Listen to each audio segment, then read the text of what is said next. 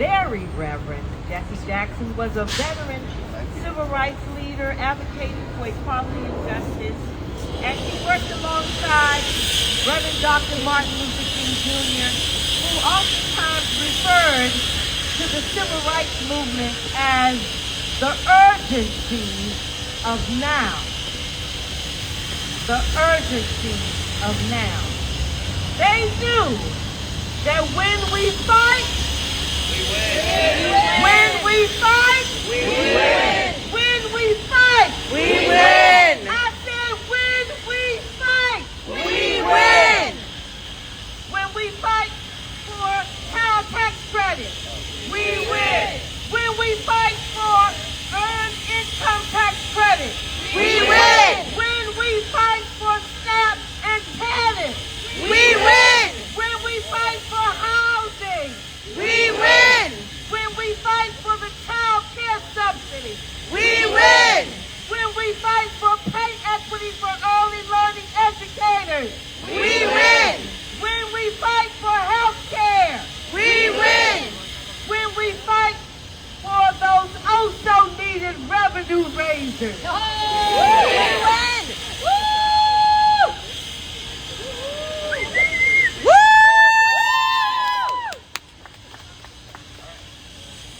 So, I am looking for the rundown so we can get started.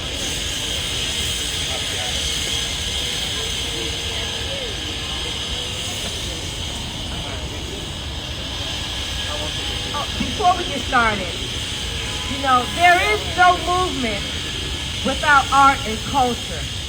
So we're going to sing a little song I wrote a couple of years ago. You already know. We ready? Ready. So the words are, C.M. Parker sent the bill. C.M. Parker sent the bill. Now DC Council sealed the deal. Now DC Council sealed the deal. I said C.M. Parker sent the bill. I said C.M. Parker sent the bill. Now DC Council sealed the deal. Now DC Council sealed the deal. I said C.M. Parker sent the bill. C.M. Parker sent the bill. Now DC Council sealed the deal. Now DC Council sealed the deal. So, we cannot balance this year's budget on the backs of working class and low-income residents. No, we can't. We reject an austerity budget that cuts the district's most important social safety net programs. That's right. We call on the mayor and the council to advance a fair and equitable budget that lifts the economic floor for everyone. Yeah! And so now I'm going to turn it over to Richard, my partner in crime from Spaces in Action. Woo! I was going to try to say your last name, but I still can't. All right, good morning, everyone. Good morning. Good morning, council members, economic justice colleagues, and community leaders. My name is Benjumea, and I'm an economic dignity organizer with Spaces in Action. What is economic dignity? It is the ability and the right to easily provide for yourself and your family each month. And what does it look like? It looks like being able to take your child to the doctor without fear of going broke. It looks like having a secure and stable roof over your head. Or let's face it, the simple joy of being able to give your child a treat every now and then because life is hard enough as it is. What isn't dignified, however, is having to choose between rent or baby formula, between nutritious food or child care. There is no dignity in a nurse paying more in income tax than a billionaire. Yeah. It's insulting, in fact, as it is insulting to the thousands of families in the district, primarily black, brown, and immigrant, whose livelihoods will be on the chopping block if we don't advance a fair, equitable budget that lifts the economic floor for everyone. Woo!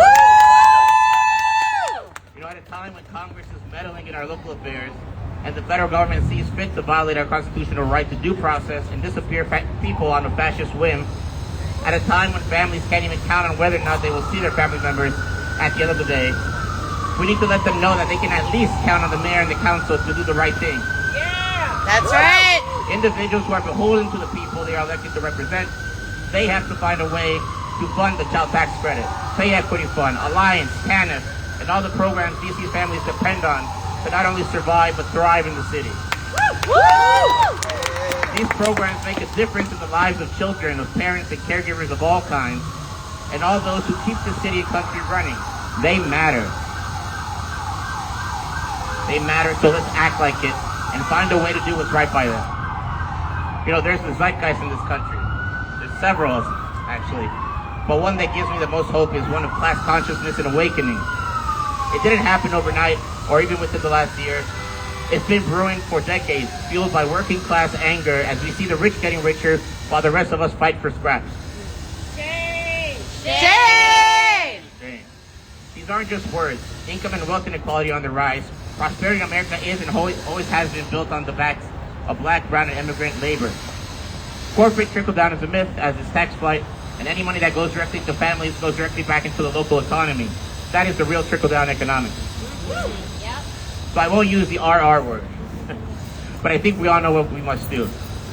And also find it ironic that every year that I'm up here, I drop the same quote, and that quote is, the definition of insanity is doing the same thing over and over again and expecting different results. Come on. But now is not the time for status quo. The world is burning, but through the fire and the ashes, we must emerge a better version of ourselves. So I asked the mayor, what do you want your legacy to be? One of austerity, where families are worse off than when you took office, or one where families have economic dignity and stability for generations to come? And for the council, I say, you are the voice of the people, and the people are crying out for help. Do not ignore them. Thank you. Si se puede. Si se puede. I want to invite Jamal Berry to speak up next.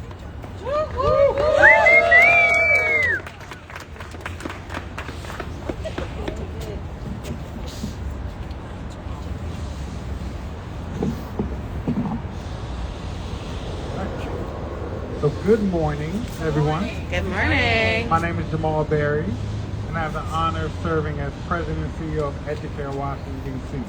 EduCare. Every day, our dedicated early childhood educators partner with families in wards 7 and 8 to ensure that over 375 children experiencing poverty have access to high-quality early learning experiences that they deserve. I stand here today because early childhood is not a side issue. It is the foundation of our city's economic strength, educational success, and long-term equity. When we invest in young children and educators who serve them, we invest in the stability of families, the strength of our workforce, and the future of Washington, D.C. Over the past decade, our city has positioned itself as a national leader in early childhood education. We know that the mayor cares about children and families, and we share a mission to ensure that DC remains a place where families can afford to live, work, and raise their children. But leadership also requires us, all of us, to ensure that our budgets reflect our shared values. Right now, proposed reductions to the child care subsidy program and ongoing uncertainty around the Pay Equity Fund put our progress at risk. These investments are not optional programs. They are key pillars, essential to DC's infrastructure. The subsidy program enables parents to remain in the workforce and keep high-quality learning accessible to thousands of families. The Pay Equity Fund ensures that early childhood educators who are predominantly black and brown women are paid with dignity and fairness. Without these investments, we risk losing educators, destabilizing programs, and placing new burdens on working families. This is where the council's leadership is critical. The council has long been a champion for children, educators, and working families, and this moment calls for that leadership once again to fight. We need the council to stand firmly behind the full funding of child care subsidy programs, the Pay Equity Fund, and broader networks of support, from tax credits to health coverage to housing assistance. That together creates the stability DC families need to thrive.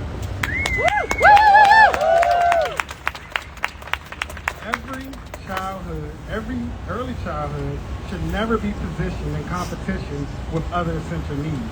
strong communities require strong systems across the board that work together to support resident stability. So today our message is clear and hopeful. Let us work together, mayor, council, and community, to ensure Washington, D.C. continues to lead the nation in supporting young children and the families who are building the future of this city. Because when we invest early, when we support educators, and when we protect working families, D.C. doesn't just function, but it thrives. I will now call on Rachelle, Ellison next. Good morning. Good morning. My name is Rachelle Ellison, and I'm here today as the Sports Committee Organizer and Speaker for Ward 6 Service City Beach. I was a member of the unhoused population myself for 17 consecutive years with co-occurring disorders when the resources were plentiful. I was able to get baseline, and now I'm a woman in long-term recovery, but still struggling living in poverty. So I am qualified to speak on housing and limited resources in the District of Columbia. Everyone deserves the resources in place and a foundation to stand on. From PSH, FRSP to become the best versions of themselves with all the resources in place needed to thrive. However, our reality is that we do not have any vouchers. We were not given the resources necessary for the amount of need in the District of Columbia. Shame. There was not enough family vouchers for families in shelters. Shame. New stadiums, amongst other ones, but not the needs of the people living on can of SNAP and barely making ends meet. We need to stand together in solidarity and demand the resources on the mayor's budget this year. They not put the wants of the rich and the middle class before the needs of the unhoused, working class, and those who are living in poverty. I wrote a poem that I would also like to read.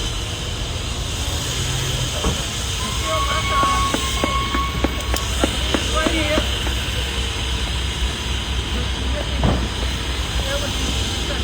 I had to start, I'm sorry.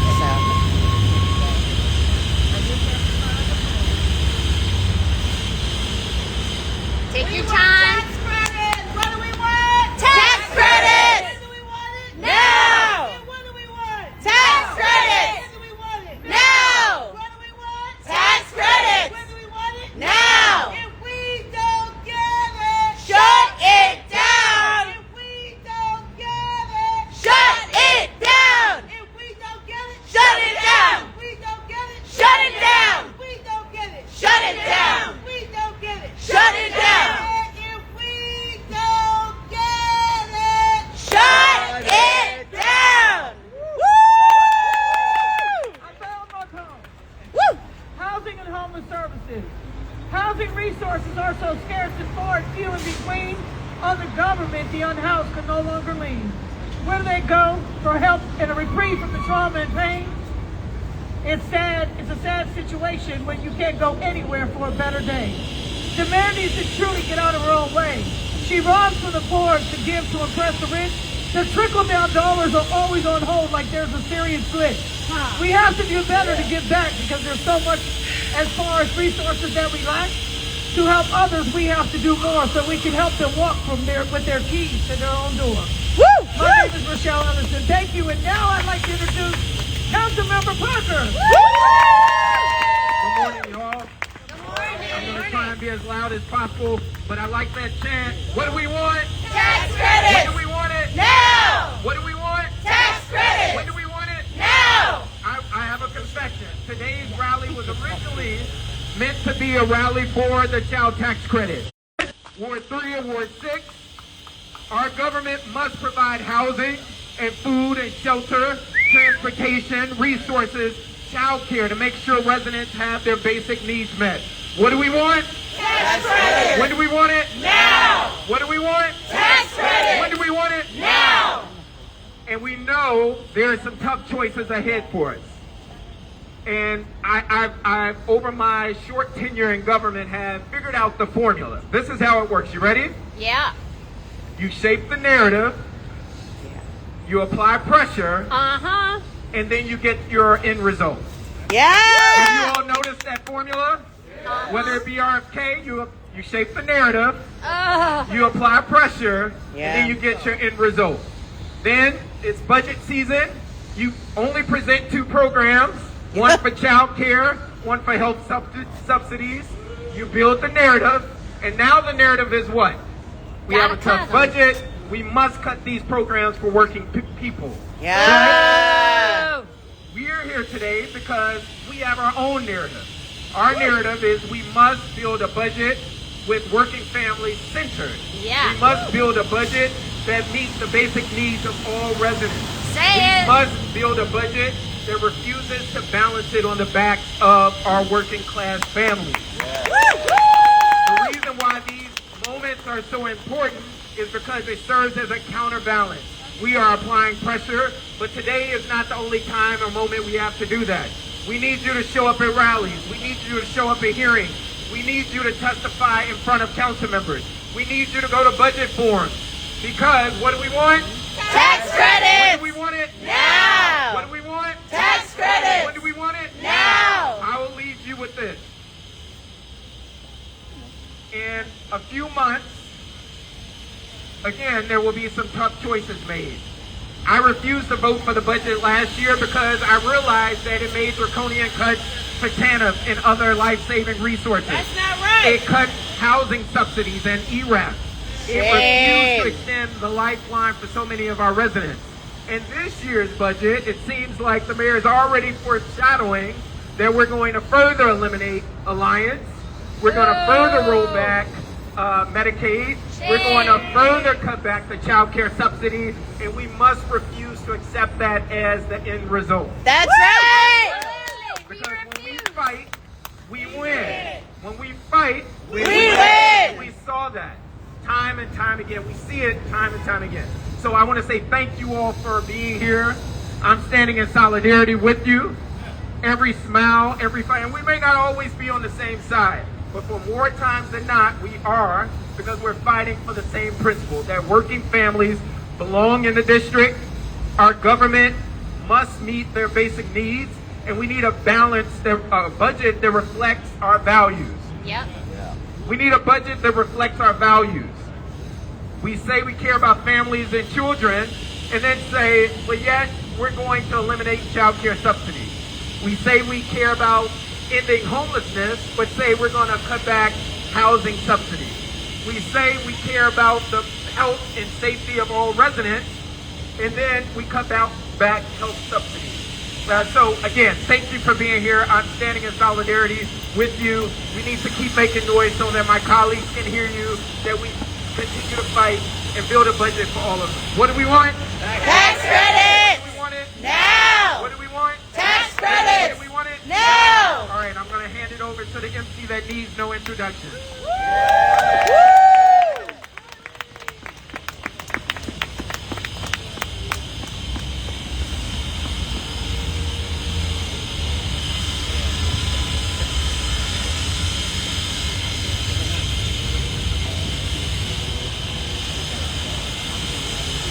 We want our Congress to get their hands off DC. Yes. So we're going to say hands off DC. Hands off DC. Hands off DC. Hands off DC. Hands off DC. Hands off DC. Hands off DC. Hands off DC. Hands off DC. We need autonomy. We need autonomy. We need autonomy. We need autonomy. Hands off DC. Hands off DC. We need autonomy. We need autonomy. Hands off DC. Hands off DC. Hands off DC.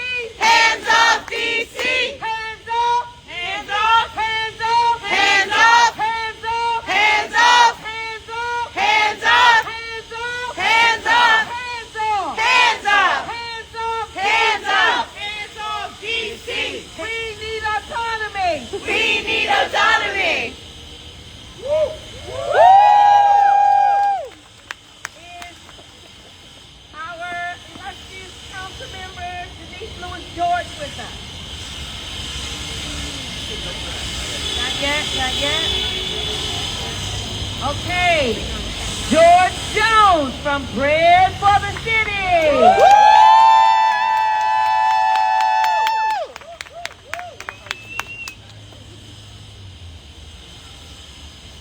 All right.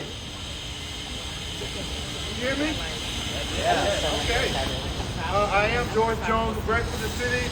And for 30 years I've been at the organization.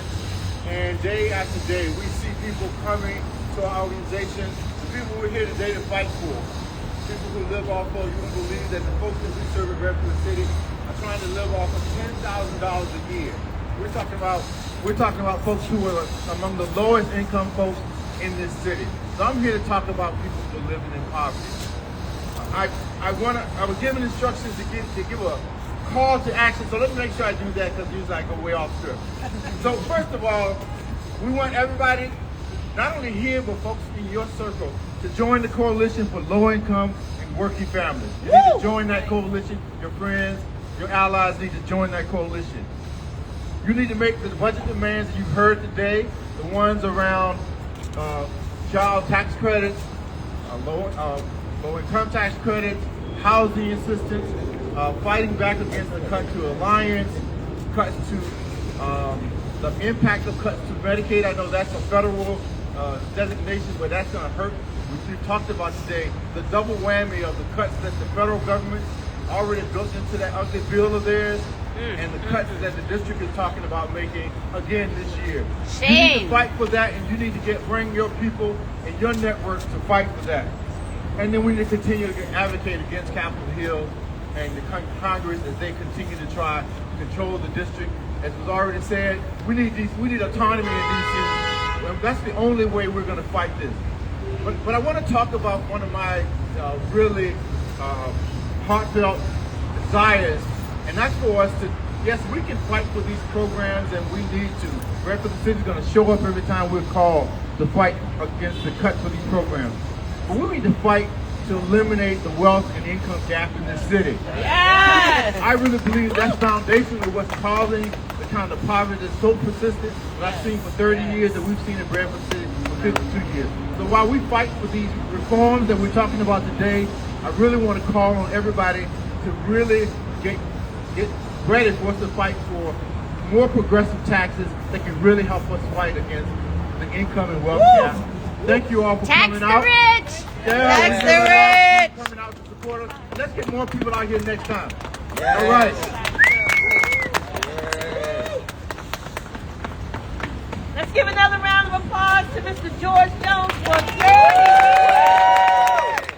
years, just about as long as I've been born of service to Bread for the City.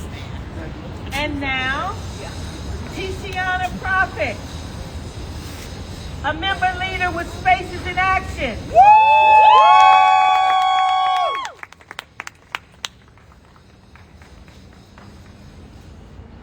You got this, Earl.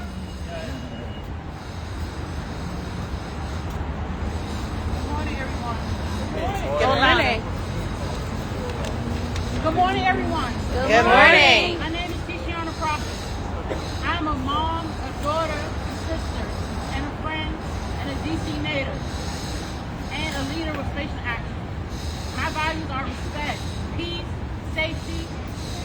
These values are key to who I am as a Black woman raising a Black son. Our access to safety and peace is a top priority for me. Lately, there has been a lack of care and respect for communities that look like mine. And the safety net, the peace we deserve is being threatened. Life in DC for low-income families is filled with uncertainties and fear and anxiety. We no longer get the chance to live for the future because we are too busy making decisions for the now. On a daily basis, families have to make decisions between putting food on the table or paying a bill. I cannot work due to a disability, so I rely on those security nets that are promised by our elected officials. If you take away much needed resources, this means life or death for families that look like mine.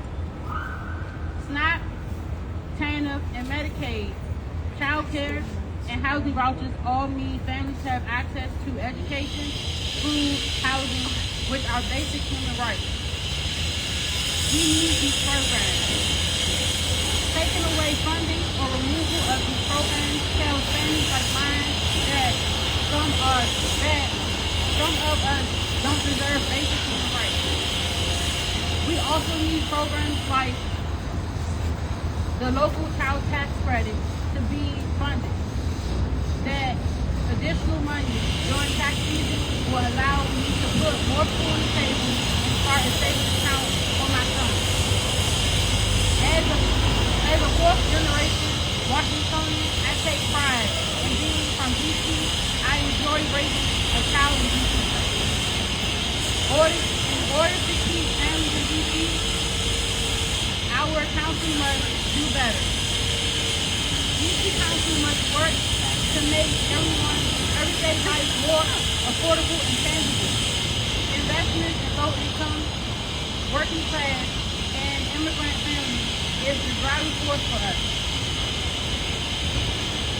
Try to have a thriving economy. We got this. I want to thank Faith and Action for helping me reclaim my power through my story. This is a reminder to all families that you have to use your voice and during this budget season. Thank you. Go Tishiana! Thank you, Queen. So, your response is tax credit is our right. Tax credits is our right. If you want to win, you got to stand up and fight. When I say tax credit, you say it's a right. Tax credit. It's a right. Tax credit. It's a right. Tax credit. It's a right. Tax credit. It's a right. If you want to win, you better stand up and fight. When I say tax credit, you say it's a right. Tax credit. It's a right. Tax credit. It's a right. Tax credit. It's a right. Tax credit. It's a right. And now we're going to bring up Charnal Chaney from Fair Budget Coalition. George Jones. George Jones, please. Georgie. Oh.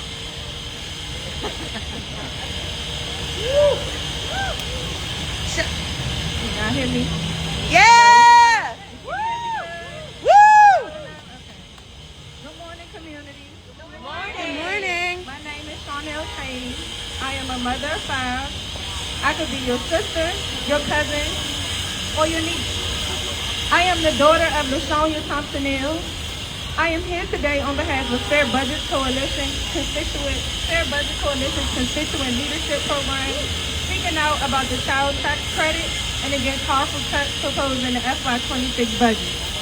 These days in DC, we see so many people struggling, and so many programs are on the chopping block. Our families do not deserve this. I'm going to show you why the child tax credit is so important.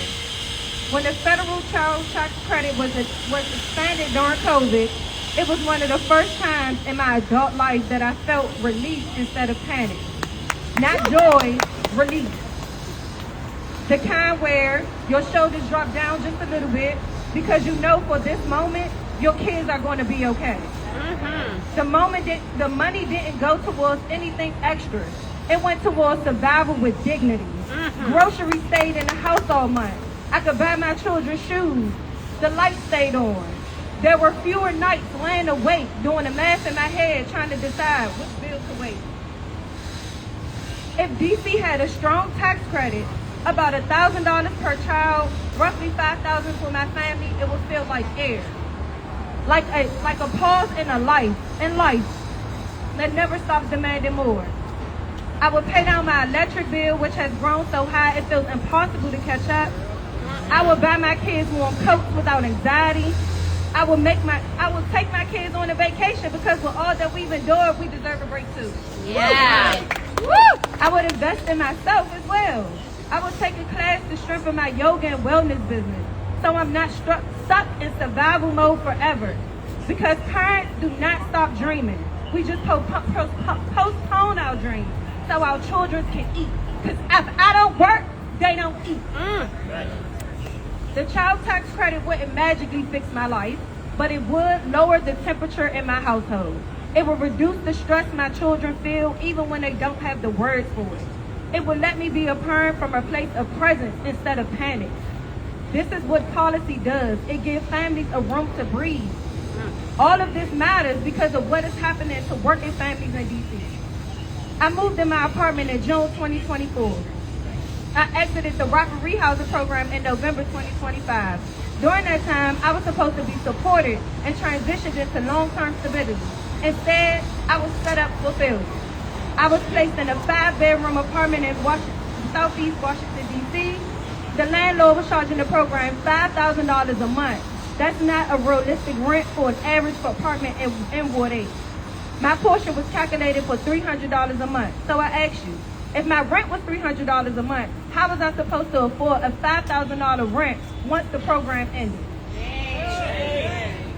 These were the only options I was given while in the shelter.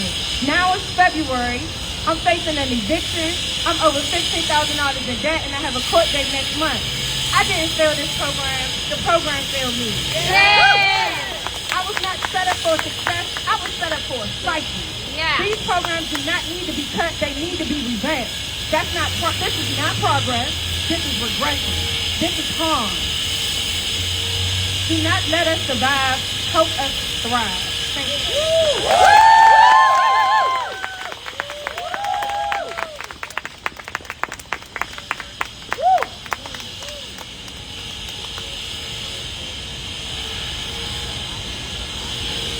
You guys want to sing a little song with me? Oh, yeah. Okay, let me find it. Okay, so your part is, can you tell me how to keep our family safe? How to keep our family safe? How to keep our family safe? Okay, let me hear your part on 3. 1, 2, 3. Can you tell me how to keep our family safe? Do a little sway. How to keep our family safe? How to keep our family safe? Y'all sound so beautiful. Okay. Cloudy days, sweeping the sun away. Here today to form a barricade. Can you tell me how to keep our family safe? How to keep our family safe? How to keep our family safe? Come and play until we see better days. Congress, please open my way and build back better today. Can you tell me how to keep our family safe? How to keep our family safe? How to keep our family safe? We can't play child care ended today. Child tax credit will help us find our way. Can you tell me how to keep our family safe? How to keep our family safe? How to keep our family safe? Act today, Congress, please vote my way. When health care pays, everything will be okay. Can you tell me how to keep our family safe? How to keep our family safe? How to keep our family safe? Okay.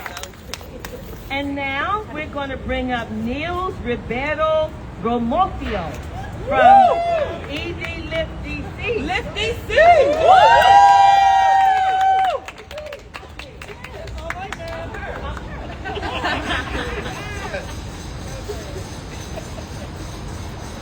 All right, good morning, everybody. Good morning. Thank you for being here, and thank you for standing with families and communities across the district. My name is Ribeiro-Yemofio, and I serve as the Executive Director of Lift DC. Every day, we partner with parents and caregivers across DC who are working to build stability, opportunity, and stronger futures for their families and their communities. And one thing is always clear. People closest to the challenges hold the clearest solutions. Woo! And yet last week, Congress chose to ignore those very voices. Yes, They chose to interfere with policy advanced by this community, by parents, caregivers, neighbors who spoke up, organized, and helped move DC forward. Just last spring, many of us stood right here in front of the Wilson Building alongside LIFT members and community leaders who shared their stories directly with DC Council about the importance of a child tax credit. They spoke not just about struggle, but about possibility. They spoke about what it would mean to have consistent support, to be able to plan ahead, to breathe, to build towards economic mobility. And because leaders listened, shout out to Councilmember Parker, DC made history. We became a national leader by creating the first local child tax credit that would reach tens of thousands of children and families across DC and allow the district to reinvest more than $600 million into communities over time. I want to thank the DC Council for standing with families and ensuring that DC communities had access to this support, because it was about more than just policy. It was about real progress. It was about democracy working the way it should, with community voice leading the way. But last week, Congress chose to interfere. They chose to override a policy shaped by local leadership and community advocacy. And the impact of that decision is real. It creates uncertainty for families who are counting on that support. It delays stability for caregivers who were beginning to move forward. It disrupts progress for communities working to build stronger futures. And yet, even in this moment, we are reminded of something more powerful. We are reminded that policy may be written in buildings, but it is driven by people. We are reminded that progress has always come from communities organizing, advocating, and refusing to be silent. And we are reminded that the same voices that built this child tax credit will continue fighting for it. This moment is not the end of this story. Congress may have tried to silence progress, but what they cannot silence is hope. And I remain hopeful, and I hope you all remain hopeful too. Because hope is not passive. Hope is fuel for action. Hope is the belief that when families stand together and demand the respect and resources they deserve, change follows. Thank you.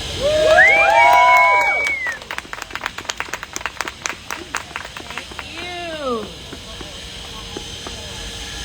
Tazra from DC Fiscal Policy Institute.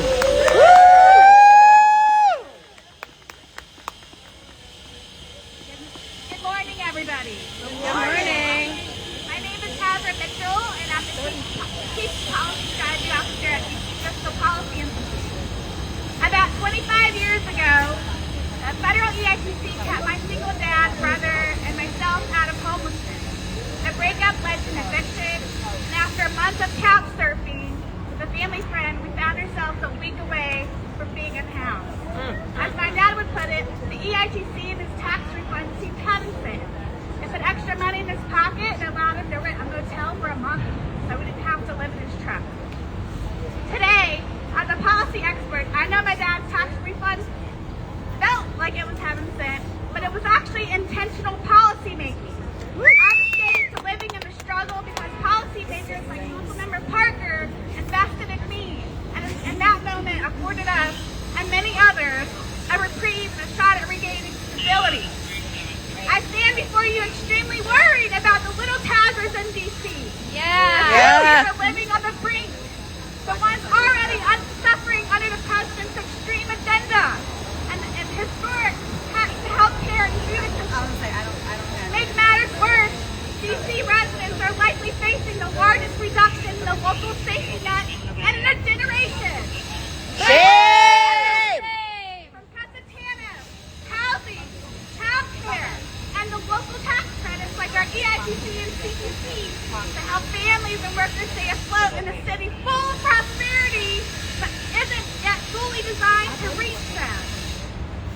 DC just saw its largest year-over-year increase in child poverty in a decade.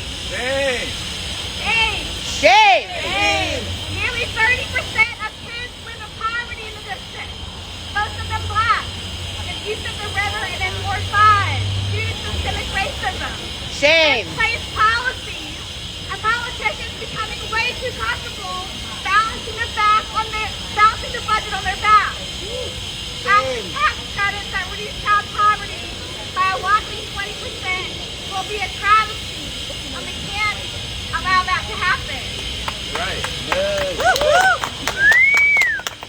The mayor wants us to believe that it's unsustainable for DC to both care for its neighbors and build an economy that works for all.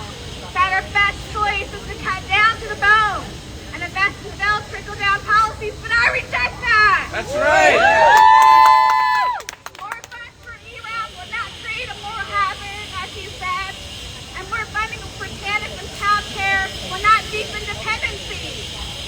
Rather, these pro-family policies will deepen opportunity, pull families from the brink in ways that make them more resilient, allowing them to see what's possible and keep their hope alive, as the late Justice Jackson would say.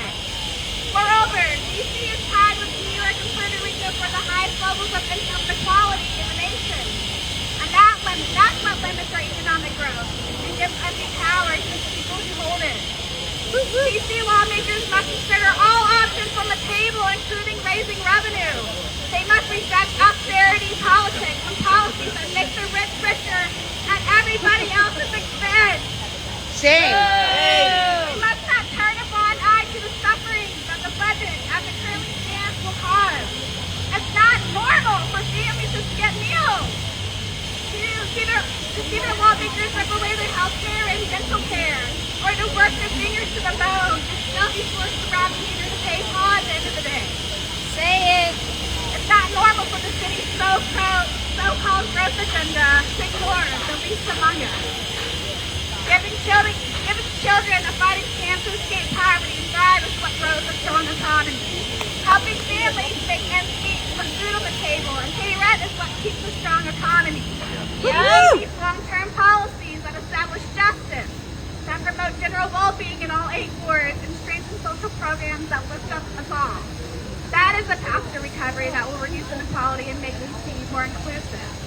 DC must also have control over our own tax policies so we can make these investments without federal interference. That's right. We heard from everybody. We know what works. We have the wealth to make it happen. We need the power to tax it and the will to invest it in our children and families. I'm proud to stand alongside Councilmember Parker, many of my partners, and many residents today to believe and to commit to that vision. Thank you, Tazra. We're coming towards the end of our program, but to paraphrase the late, great Reverend Jesse Jackson, I want you to repeat after me. I am somebody. I am somebody. I am black. I am brown. I am immigrant. I am disabled. I am homeless. But I am somebody. I am low income. I am beautiful. I am proud. I must be respected. And I must be protected. Because I am somebody. Now we're going to have a call to action by Charnal, and then CM Parker going to seal the deal. She is so dope.